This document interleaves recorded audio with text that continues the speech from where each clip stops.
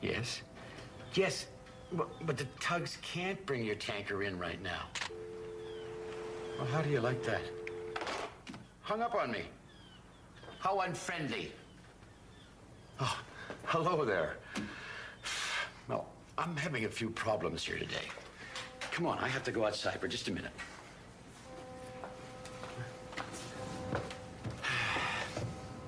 Oh, yeah. Uh-huh. Oh, she's out there all right. Big oil tanker. You know, the person in charge at the refinery keeps phoning me saying, bring her in, bring her in. But all the tugs they're all very busy today, so everybody's going to have to wait their turn. Between you and me, the person at the refinery isn't being very friendly at all. You know, Emily had a problem like this just the other day. Oh, there was a ship that wasn't being very friendly to her. Now, let me see if I can remember what she did. Oh, yes. Oh, yes. One summer night, Emily and Theodore were floating home together, just talking about this and that. "Did I ever tell you about the time I was in Africa?" said Emily. "No," replied Theodore. "Oh, please do, Emily." Theodore loved talking with Emily. It felt so nice to talk with his friend. "Well," began Emily, "I was sent to Africa to bring back a ship who had broken her engine, and suddenly a bright, shiny light streaked across the sky." "What's that?" said Emily. "Shooting star," said Theodore.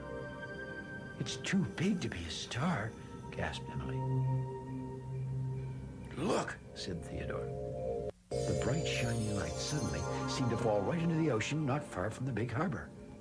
The tugs were silent for a long moment after that. "Emily," said Theodore, finally, in a very quiet voice, "that was the strangest thing."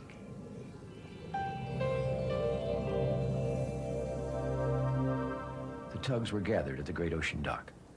The dispatcher was just giving out the jobs for the day when a very surprising visitor appeared.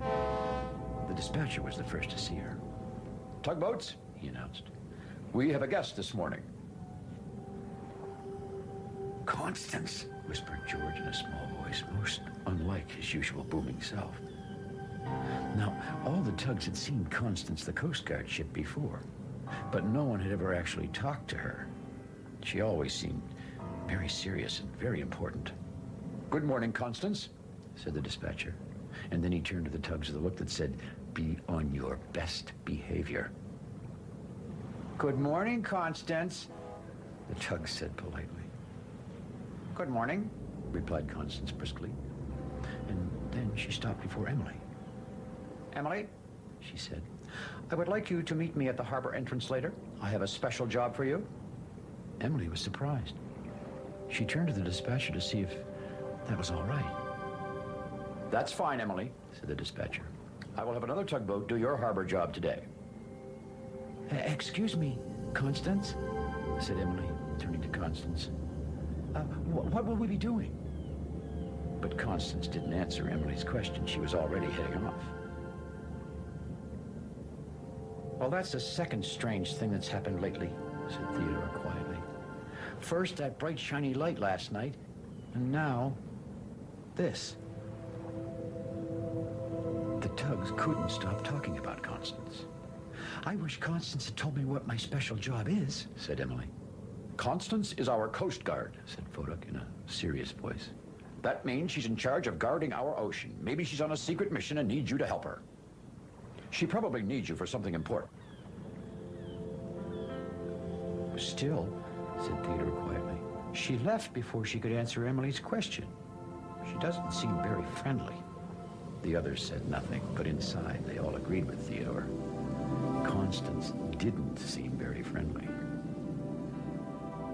Emily caught up with Constance near the entrance to the harbor. Constance set off without a word, and Emily followed behind, feeling more and more puzzled. "Excuse me, Constance," called Emily, trying to catch up. "Where are we going?" "No time to talk, Emily," called Constance above the drum of her powerful Coast Guard engine. "We have important work to do." Emily could see they were passing the last marker buoy in the harbor. "So we're going out in the ocean," she said to herself. Emily forgot all about her questions. This will be like an adventure, she thought. Constance led Emily quite a ways along the coast, getting further and further from the harbor.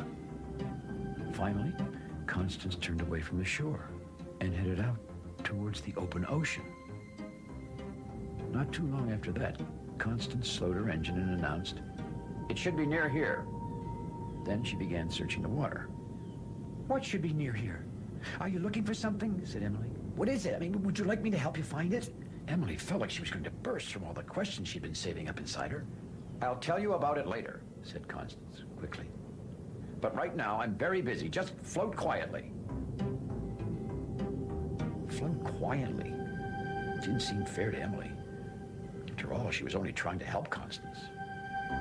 And suddenly, Emily saw something. It was floating in the water just ahead. "Constance! Constance!" she called. Constance headed over immediately. "That is just a piece of driftwood," said Constance. "It is not what I'm looking for." "Well, maybe if you told me what to look for," Emily started to say. "I already told you," interrupted Constance. "To float quietly. Now I have a lot of work to do." Well, Emily was beginning to get very upset, and she could feel her engine getting hotter and hotter. "I was only trying to help," she said quietly. But Constance was already searching again with that busy look of hers. Emily couldn't help agreeing with what Theodore had said. Constance really didn't seem very friendly. Not very friendly at all. Back in the harbor, Theodore and Hank were heading home from work. Theodore turned and gazed sadly toward the ocean. "It's getting late," he said. "We still haven't heard from Emily." "She must be very busy with Constance," said Hank. Theodore was getting more and more concerned about Emily. But right now, it seemed there was nothing to be done but wait. Wait and worry about Emily. The sun was beginning to sail over the edge of the ocean, and Emily was still floating after Constance, who was still searching and searching. "Hurry," said Constance. "It'll be dark soon, and we must find it." Then Emily saw something floating in the water. Now, Emily didn't want to talk. She didn't want to upset Constance again. And maybe, thought Emily, this was just another piece of driftwood. But it didn't look like a piece of driftwood. It had brightly colored markings, and it was very big. "Constance," called Emily, "I see something." "What is it, Emily?" replied Constance. "There's something floating in the water," replied Emily, staring towards the brightly marked thing. Constance headed over to the thing without a word. Then she called to Emily. "You found it. Come and tie your tow line onto it." Emily floated over and saw that the brightly marked thing was really a rocket floating in the water. "This rocket must have been the bright, shiny thing Theodore and I saw in the sky last night," Emily thought to herself. "It tumbled down to earth, all in flames." "Where did it come from, Constance?" asked Emily. "Who does it belong to? I mean, where are we taking it?" In all her excitement, Emily forgot about how upset she felt at Constance. "All I have time to tell you," replied Constance, "is that this rocket is very important. It's part of a spaceship, and I need you to help me get it back to the harbor as soon as we can." Emily had put the rocket on her deck and was following along behind Constance as fast as she could go. "She's not friendly. She's not friendly. She's not friendly," Emily repeated to herself. They still had a long way to go, and the sun was almost down. "Faster, Emily," called Constance. Now the rocket was heavy, and it was hard for Emily to carry. She wanted to slow down and catch her breath a little. "Emily," it was Constance, "the rocket is slipping off your deck." "I tried to tie it on properly," Emily started to say, "but you were in a big hurry and—" "No time to talk now," said Constance. "Just tie the rocket back on, quickly." Well, Emily was tired of chasing after Constance, and she was tired of carrying the heavy rocket, but most of all, she was tired of not being able to talk. Her face felt hot, and she wanted to shout out loud. Slowly, she turned to face Constance. "Why are you stopping?" demanded Constance. "We are late." "I am not doing another thing till you say please," replied Emily in a steady voice. Well, Constance didn't say anything. "I tried to tell you I didn't have time to tie the rocket on properly, but you were in a big hurry," Emily continued. "And now you're upset with me because we're late. Well, maybe the other tugboats are afraid to talk to you, but I'm not. You're not very friendly. Well, it seems you could hear the silence all the way back to the big harbor. Constance slowly turned to face Emily. Emily floated firmly in her place, but inside, everything seemed to be moving very fast. What would Constance say? Well, what Constance said was the most surprising thing. "Do you really think I'm not friendly?" said Constance. She sounded a little hurt. Well, Emily didn't say anything. "I always have a lot of important work to do," continued Constance, getting her busy-sounding voice back a little. "I don't have time to be friendly." "Being friendly doesn't take any time at all," replied Emily. "And being friendly is important to me." Emily felt like right through her, but still, she floated where she was.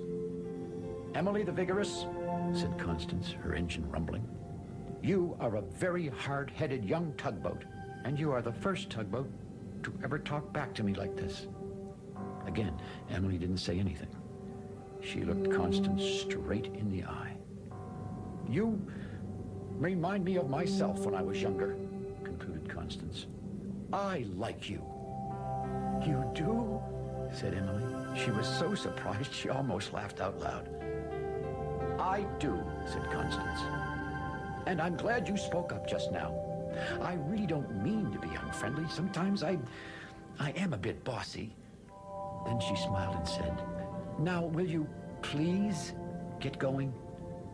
Well, Emily had to smile too. "Okay, Constance," she said. "Just let me pull this rocket back up on my deck." The sun had almost set, and Theodore had almost given up waiting for Emily to come home, when suddenly he saw her returning to the harbor with Constance. Theodore rushed out to greet his friend. "Emily! Emily! I missed you! Where have you been? What's that on your deck?" Emily glanced at Constance. She knew Constance was in a hurry. "I'll tell you all about it tomorrow," she whispered to Theodore. Suddenly, Theodore realized he was floating right in front of Constance, blocking her way. "Oh, I'm sorry, Constance," said Theodore nervously. "But Emily is my friend, and well, I missed her." "Emily is my friend, too," replied Constance. "And I think we might have a little time to talk about this rocket right now." Well, Constance began to tell the tugs about how the rocket came to land in the ocean outside the big harbor. And I'll tell you something really interesting. Somehow, as the tugs moved closer to listen to her story, Constance forgot all about being in a hurry or being important. All she could think of was how nice it felt to have new friends to talk to in the big harbor. Of course, Emily and Theodore felt the same way. You know, sometimes you just have to speak up when someone's upsetting you. Now, that's that unfriendly person from the oil refinery. I just know he's going to complain about his oil tanker not having arrived yet. Well, this time, I'm going to speak up, just like Emily. "You are being very rude, and I'm not going to talk to you anymore until you say please." "Oh, hi, Mom." Oh, what a surprise. This is going to take a little while to explain, I'm afraid. Thanks for visiting us here in the big harbor, and we'll see you all again next time. Hi. No, Mom, I didn't mean that you were being rude. To do the things that friendly tugboats do. Pushing and a pulling in the great big harbor, in the great big world is so much fun. So many brand new things to discover. Waking with the sun, gotta get the job done. Oh, Theodore and Emily, Oda, Hank and George, and the harbor master too.